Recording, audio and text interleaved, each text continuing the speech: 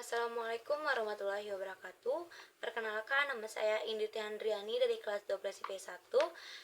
Pertama-tama yang terhormat kepada Pak Johan Arianto SPD sebagai guru pembimbing bahasa. Yang terhormat kepada Bu Haji Sunemi MPD sebagai guru pembimbing materi. Yang terhormat kepada Pak Rizky Indarta SPD sebagai wali kelas saya sendiri. Di sini saya akan mempresentasikan hasil karya ilmiah saya yang berjudul Pengaruh Penggunaan Media Sosial Terhadap Kesehatan Emosional Remaja. Di sini saya akan menjelaskan bab 1, yaitu pendahuluan. Pertama-tama itu di latar belakang. Era digital itu adalah era yang dimana perkembangan teknologi yang mulai pesat, yang dimana zaman melalui berbagai teknologi seperti HP, komputer, laptop, dan sebagainya. Dalam teknologi juga terdapat aplikasi-aplikasi seperti media sosial, yaitu TikTok, WhatsApp, Instagram, Twitter, Telegram, dan masih banyak lagi. Dalam penggunaan media sosial itu terdapat dampak positif dan dampak negatif. Oleh sebab itu, saya tertarik untuk meneliti tema yang membuat saya itu kepo atau penasaran oleh dampak yang dialami remaja dalam penggunaan media sosial, baik yang terutama itu dalam kesehatan emosionalnya. Dan dalam karya ilmiah saya ini terdapat rumusan masalah, yaitu bagaimana perilaku remaja akibat penggunaan media sosial. Yang kedua, bagaimana dampak pengaruh perubahan perilaku remaja akibat media sosial. Yang ketiga, bagaimana kesehatan emosional remaja dalam penggunaan media sosial.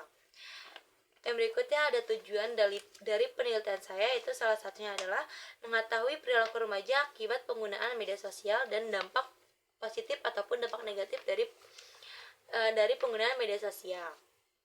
Yang berikutnya ada manfaat dari karya ilmiah saya, yaitu salah satunya hasil penelitian ini diharapkan dapat menjadikan masukan bagi remaja dalam rangka memperbaiki kualitas atau kuantitas hidup remaja terkait masalah kesehatan emosional remaja. Dalam penelitian karya ilmiah saya juga terdapat variabel terikat ataupun variabel bebas di dalam judul saya. Dalam variabel bebas saya dalam judul karya ilmiah saya yaitu adalah media sosial, dan variabel terikat dalam judul karya ilmiah saya yaitu adalah kesehatan emosional remaja. Baik, di sini saya akan melanjutkan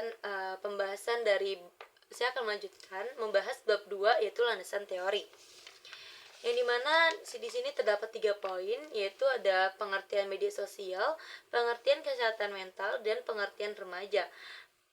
Media sosial yang kita tahu adalah alat sebagai komunikasi, yang dimana sebagian masyarakat, bukan sebagian, seluruh masyarakat sekarang menggunakan media sosial untuk berkomunikasi, terutama itu remaja. Mereka sering menggunakan media sosial itu untuk mengetahui informasi yang sedang viral, ingin membuat konten, terus menggunakannya untuk komunikasi dan sebagainya. Sedangkan kesehatan emosional itu adalah keadaan yang meliputi kesehatan, namun bukan hanya kesehatan, tapi melainkan badan, rohani, dan sosial.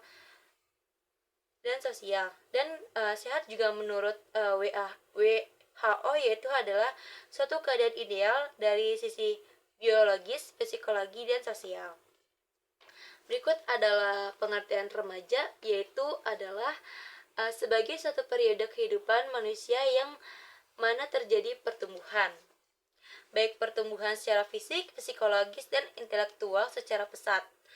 Dan remaja juga biasanya itu memiliki ciri khas yang berupa rasa ingin tahu yang tinggi, cenderung berani mengambil risiko, dan perbuatannya tanpa mempertimbangkan dengan matang.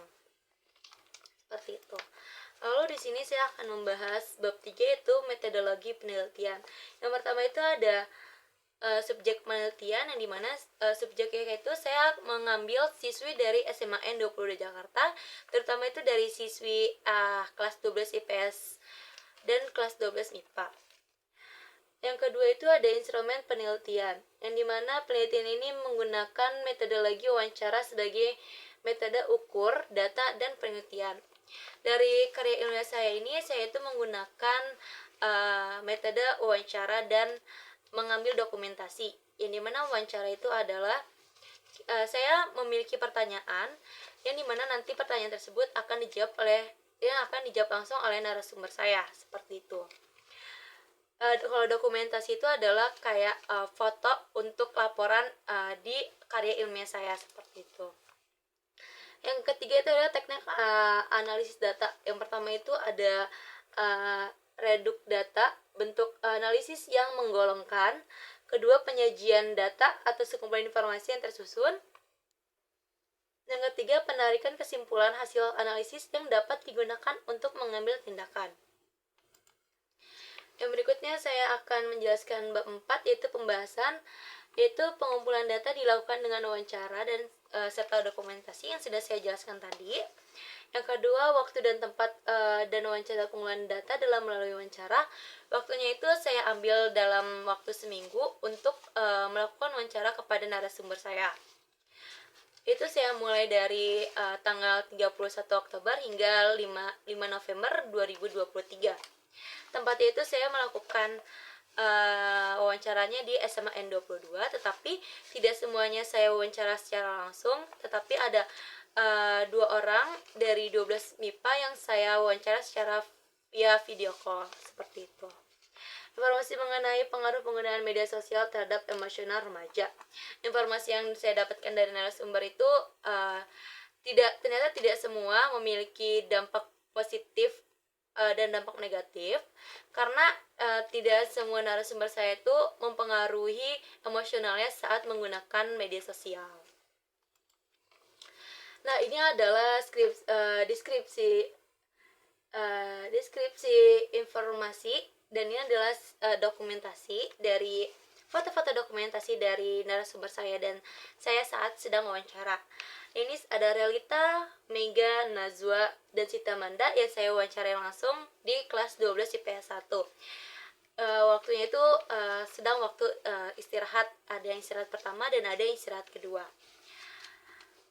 Dan di sini ada Zilza dan Andara yang saya wawancara secara video call, dikarenakan narasumber saya yang tidak bisa saya wawancara secara langsung, seperti itu. Yang berikutnya ada hasil wawancara. Yang pertama itu dari Relita kelas 12 IPS 1, yang dimana ia itu menyadari bahwa dia itu merasa saat menggunakan media sosial emosionalnya berubah. Seperti contohnya saat dia dipanggil oleh orang lain, dia merasa kesal saat dia sedang menggunakan media sosial, dan dia menganggap bahwa media sosial juga memiliki dampak positif dan dampak negatif. Dan dampak positif yang dialami oleh Rilita itu adalah dia bisa dapat informasi lebih mudah, terus dia bisa membuat konten-konten yang menurut dia bermanfaat, dan Relita juga sering menggunakan media sosial sebagai alat komunikasi. Dan dampak negatif yang Relita rasakan itu, Relita sering merasa kesal saat sedang diganggu oleh orang lain saat menggunakan media sosial, dan rasa kecanduan saat menggunakan media sosial. Yang berikutnya ada Mega Puspitasari, yaitu juga menyadari bahwa Mega ini memiliki perubahan emosional saat menggunakan media sosial. Contohnya seperti Relita, yang dimana dia itu merasa kesal jika dipanggil oleh orang lain saat menggunakan media sosial. Dan Mega ini juga merasakan dampak negatif dan dampak positif yang terdapat dalam media sosial. Dampak positif yang Mega rasakan itu persis seperti Relita, kayak untuk komunikasi, mendapatkan informasi dan membuat konten. Sedangkan negatifnya itu Mega lebih cenderung tidurnya terganggu, terus juga kecanduan, sama Mega itu susah untuk memanage waktu, bagaimana ia melakukan aktivitas yang lebih penting ataupun bermain media sosial, seperti itu. Kalau misalkan Nazwa juga menyadari bahwa ia merasa adanya perubahan emosional saat menggunakan media sosial. Dan Nazwa juga merasakan bahwa media sosial juga mempunyai dampak negatif ataupun dampak positif, yang dimana kalau Nazwa itu dampak negatifnya itu dia susah untuk melepas HP-nya saat membuka media sosial. Dan Nazwa ini tuh lebih cenderung kayak kecanduan sama Mega ini Nazwa ini lebih kayak uh, selalu selalu main game atau tidak bisa memanage waktunya. Nah, sedangkan dampak positif dari yang dirasakan oleh Nazwa itu seperti Realita dan Mega, yaitu mendapat informasi, komunikasi, mudahnya berkomunikasi dan membuat konten. Sama kalau Nazwa ini sering bermain game seperti itu. Kalau Siti Amanda itu tidak merasakan, yang dimana perubahan emosional saat menggunakan media sosial. Begitu juga dengan Zilza dan Andara, mereka tidak merasakan bahwa adanya perubahan emosional saat ia membuka media sosial. Dan jika ada orang lain yang sedang berbicara atau memanggil ia, dia tidak merasa kesal. Karena salah satunya seperti Andara, karena Andara ini adalah orang yang lebih suka berkomunikasi atau berinteraksi secara langsung dengan orang lain. Menurut ia lebih senang atau lebih suka berbicara langsung dengan lawan pembicaraannya dibanding ia harus melakukan komunikasi cara online seperti itu. Yang berikutnya ada analisis data dampak media sosial, yaitu adanya dampak menggunakan media sosial yang dialami oleh narasumber Nazwa, yang sudah saya jelaskan tadi bahwa Nazwa itu adalah terdapat dampak positif dan dampak negatifnya. Salah satunya itu kecanduan. Dampak negatifnya, dampak positifnya itu dia bisa berkomunikasi lebih mudah dengan orang lain seperti itu. Kalau misalkan yang manfaat dalam penggunaan media sosial menurut narasumber Andara, yaitu kalau menurut Andara itu manfaat menggunakan media sosial itu dia dapat lebih mudah mendapatkan informasi yang dia inginkan, dan dia itu lebih cepat untuk mendapatkan informasi yang dia inginkan seperti itu. Berikut analisis data emosional remaja. Ada 2 poin, yaitu ada perubahan emosional yang dialami oleh narasumber Realita. Nah, yang sudah saya jelaskan juga tadi sebelumnya, yang Realita rasakan itu perubahannya itu rasa kesal jika Realita itu dipanggil oleh orang lain, dimana ia sedang menggunakan media sosial.